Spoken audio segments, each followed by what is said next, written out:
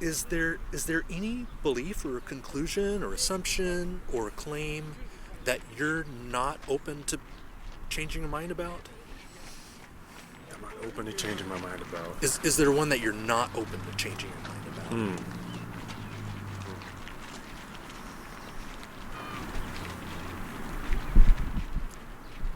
I'm sure there is.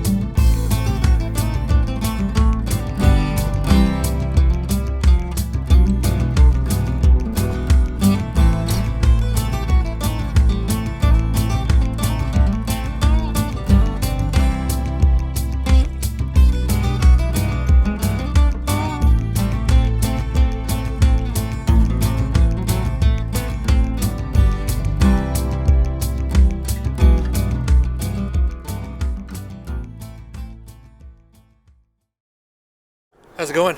About epistemology in general? I'm practicing street epistemology. What that is if you were to participate, we would take a conclusion that you've got, and my job would be to ask questions from a neutral perspective that explores your epistemology. So explores the method in which you're using to support confidence in the conclusion being true. I'm a full-time therapist, so I'm like, all right, cool. Is this for a project? Is this for like grad school or anything like that? YouTube project. Got a YouTube channel that I upload the videos to. Nice. Yeah. I've got other things too. You're a therapist? Yeah. Sometimes if somebody has a hard time figuring out what to talk about, Yeah. I've got my can of words. It's basically just a bunch of reifications. And so an activity that we could do if you're interested is you would pick a word out of here and you can define it and talk about it however you'd like. So we could do that. Cool. I have time. That's the Yeah, so which one do you want to do? Do you want to explore a claim you have? A belief you have? Ooh. I think definition would be easier. You want to do this one? Definition would be easier, yeah. Do you mind if I record? No, not at all. Awesome. Cool. Have a seat. And I'll tell you what, my bench is cleaner than yours, so you can sit on that. Just give me a second to get my camera going. No Okay. worries. So you want to do a can of words then? Yeah, let's do kind of Okay, words, yeah. cool. So yeah, basically we'll just pick one and you get to define the word or talk about it however you'd like.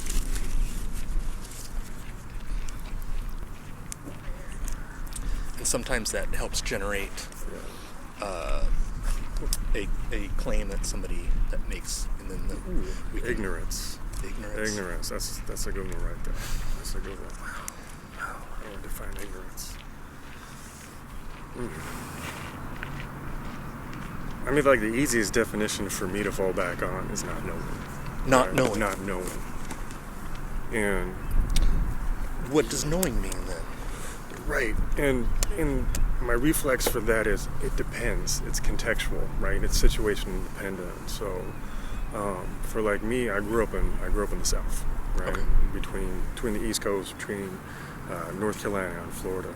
Okay. And so for me not knowing, for me being ignorance, it's like being unaware of growing up in white America with the whitewash, with not talking about things like the racial undertones of our society. So ignorance for me, growing up, at least in that aspect, it's not knowing about everybody's different, right? Okay. Being sold the American dream that, hey, anybody can make it. We all have the same chances. Ignorance for me was growing up as a child believing those things, right? And that affected how I related to people, how I interact with other people. So, which causes conflicts and ruptures in relationships and stuff like that. So, ignorance is not knowing that next step, not knowing that next piece that shifts how I perceive the world, how I live in the world.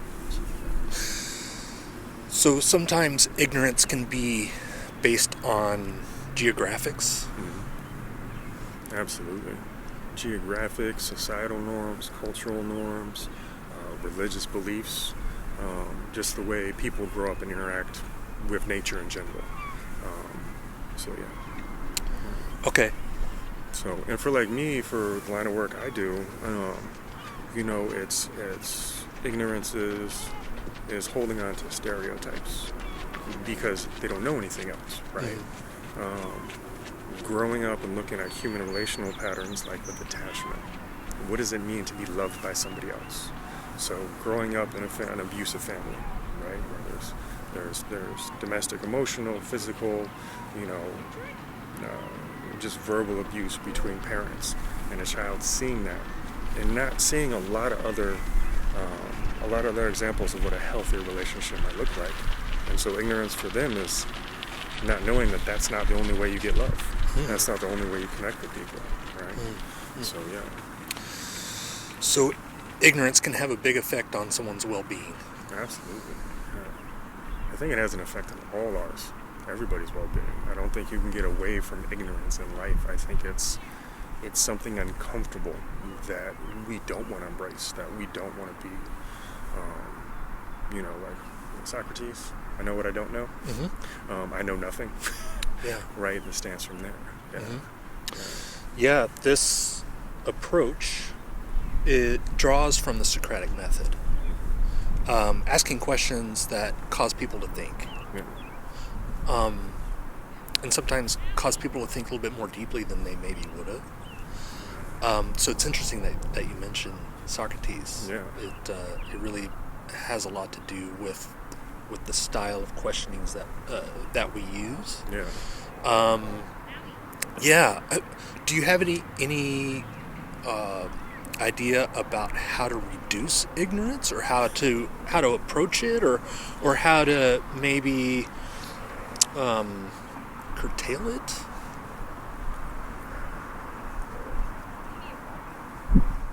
I think that depends on what the end goal is. So, like, I think it was yesterday, they had like a pro-life, pro-abortion rally up there at the Capitol. I think it gets down to the situations, like what on both sides, what is ignorance? How are we shaping someone else's perspective or informing them? And I think the first question is that when you're getting into these issues, does the person across from you want to be uncomfortable? Do they want to be persuaded? Are they open to change? I think once somebody is, then I think approaching ignorance is building a common language, common vocabulary. Hey, I understand, my position is this, or, like ignorance, I understand that this word is this for me. What does it mean to you? Right? And then getting from a working definition and then working forward from there. So, yeah. So, making a connection, making sure that we understand what the other person means when they use a word. Right. And listening. I think with that listening is creating a space that is safe for the other person to be vulnerable. The other person to accept influence from somebody else, right? That may go against their ideas or their beliefs. I think creating that environment is extremely hard for everybody to do. I know I struggle with it in my work. And it's something that people have to constantly work on if they want to find understanding and connection with somebody else, right? To build that meaning, to reduce, the small part of ignorance that we can do in our lives, right? To build a stronger connection, yeah. It sounds like what you're saying is that in order to address ignorance, it's beneficial if somebody is open to having their mind changed.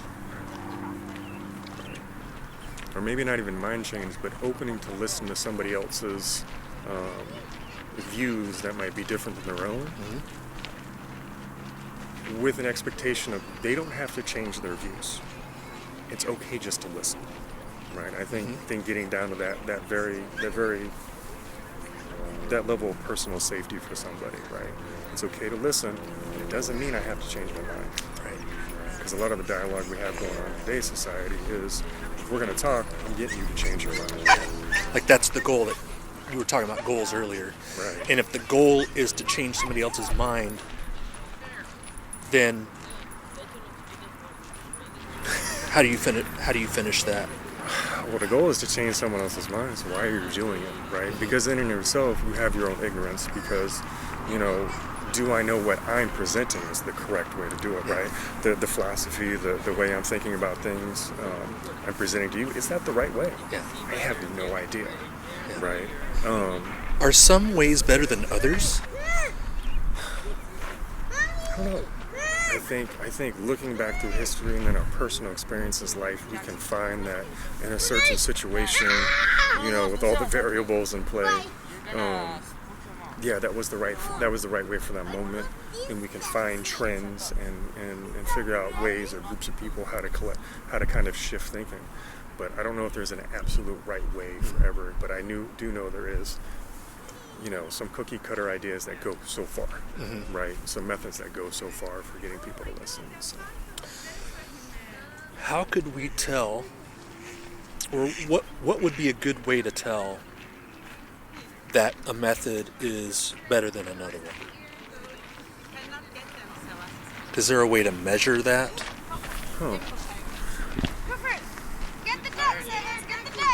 I'm thinking about engagement, how willing people are to engage in a conversation, even if it doesn't change their mind. How willing are they ready to come back to it? Not to argue and prove a point, but to have more questions about it. To be like, okay, well, what if this, right? Then how about that? I think the more people return, I think that's a measure of a good conversation, of a good opening, of discovering, of reducing ignorance and changing our minds. So a good way to tell that it's an effective method is the other person's willingness to have another conversation about it in the future. Yeah.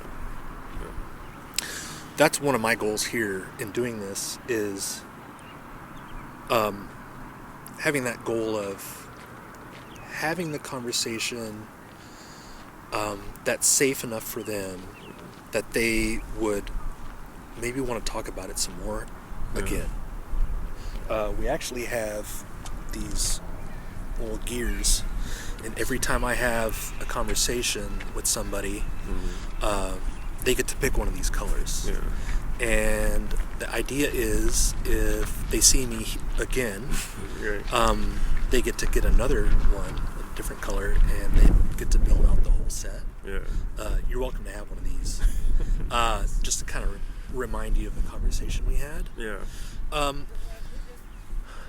Is there any belief or conclusion or assumption or claim that you're not open to changing your mind about? I'm not open to changing my mind about. Is there one that you're not open to changing your mind about?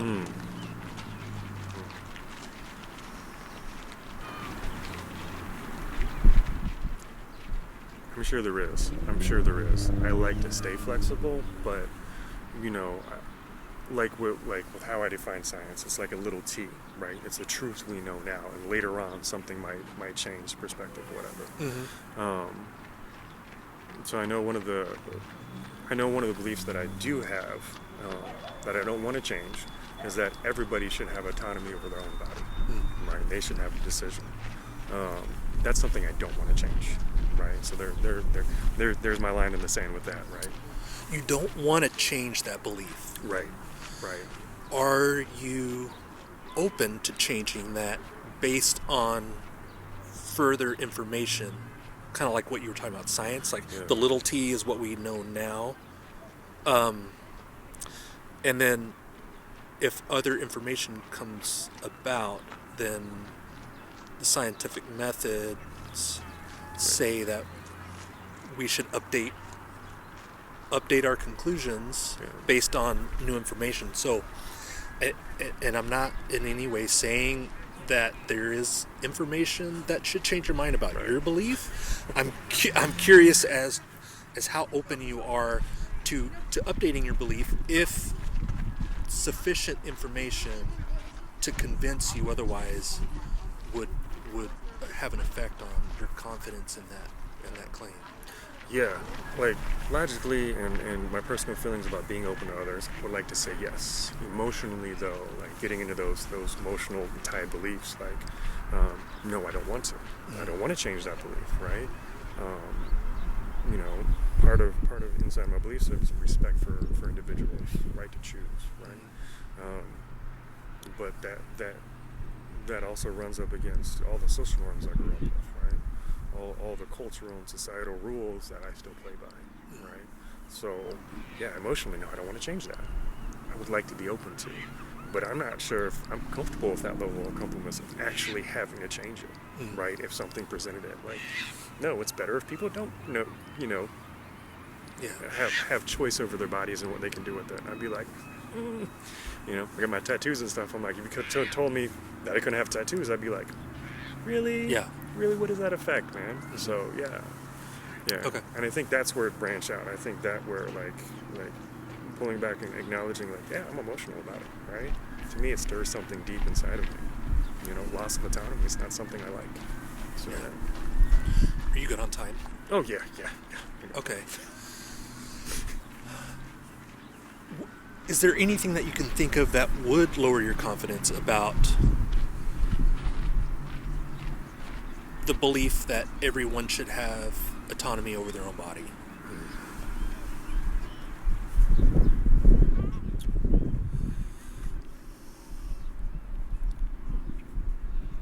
I think one of the things I can think something off the top of my head is that, if there's especially when it comes to like cultural or really strong religious beliefs on how to treat your body and what's the best thing to do. Because I know that I was raised with always questioning, the self is the most important thing. You should always have control over that.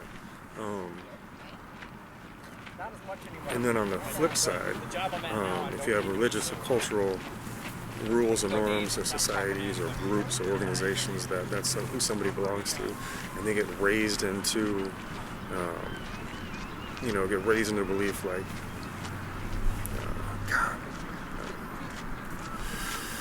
female circumcision, right? Right? And young women are raised to believe that this is the best way, even though all the evidence says, hey, this really can destroy your health and really increase mortality and kill you. When they do it, my gut thing is like, no, you shouldn't make that choice for yourself, right? But it runs contrary of my core belief of, hey, yeah, everybody should make their own choice, no matter what, right? So that's one of those areas that rub right there. Okay. So, yeah. So if you were to join a religion, that could be something that would lower your confidence about autonomy? Yeah, if I was raised in the belief that I should modify myself or not modify myself in a certain way to fit into a group, right? To fit in a group.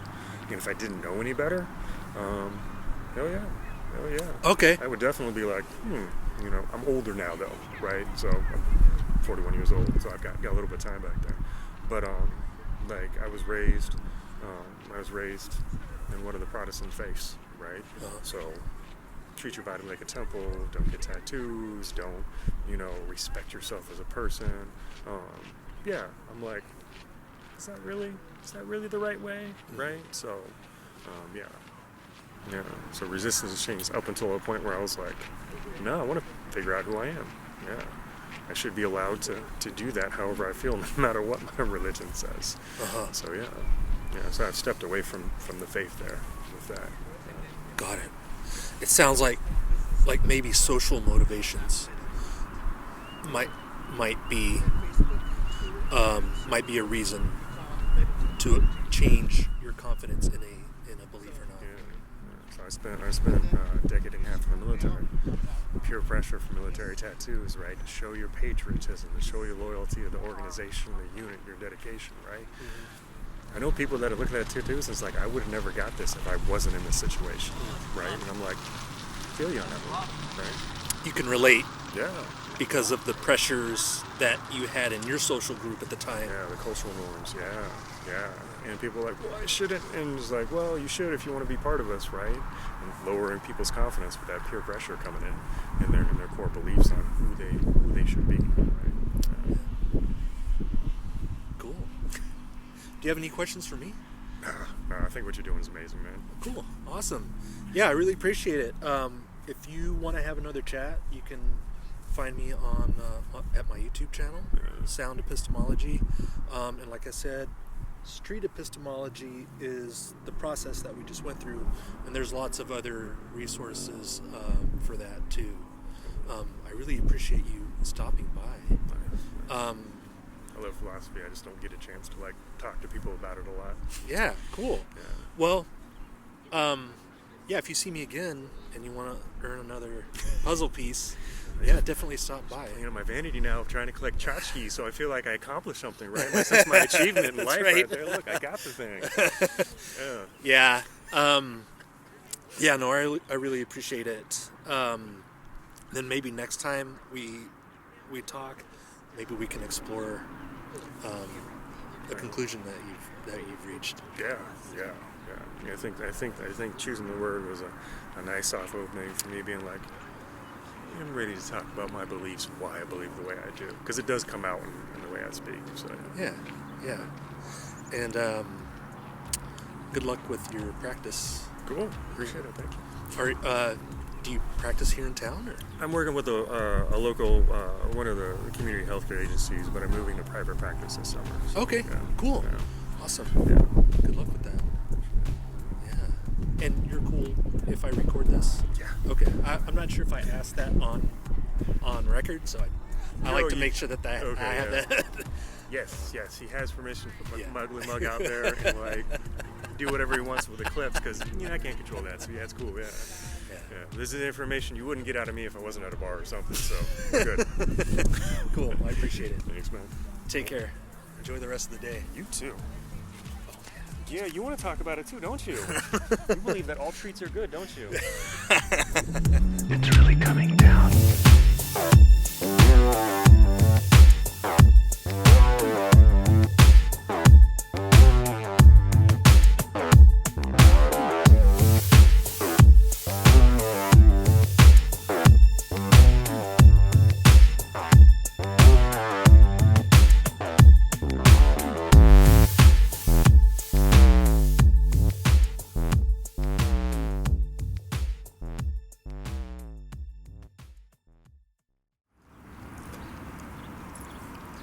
Have better conversations with people? Hi. This is the cameras for public.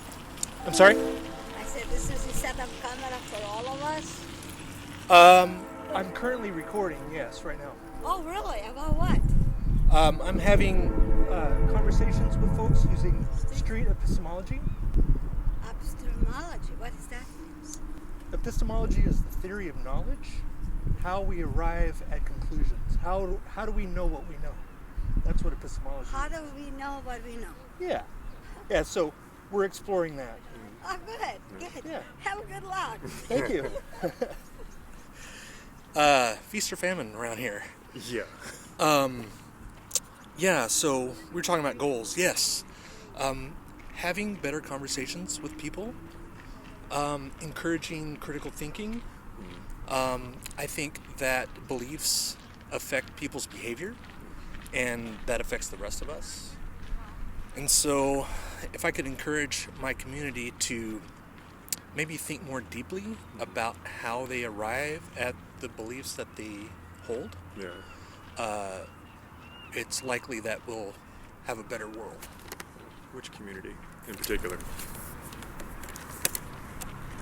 Our community here I'm trying in to Olympia. turn it on you. Yeah, no, this is great. The community is basically endless. Okay. So immediate connections, and then hopefully spreading beyond that to the global community. Yeah. There are a handful of us practicing street epistemology. Okay. Some formally like this, Yeah. with cameras and stuff, but some in an informal manner, just in their basic, regular conversations that they have every day. Yeah. So, yeah. Sorry, I forgot your question. No, your answer. We're talking about community. Yeah. We're talking. Just the last question was which community Yeah. are you hoping to affect? Oh, I was going to tell you. Yeah. So there's a few of us that do this all around the world, Okay. and so it's basically already a global community. Yeah. At least for Street Epistemology.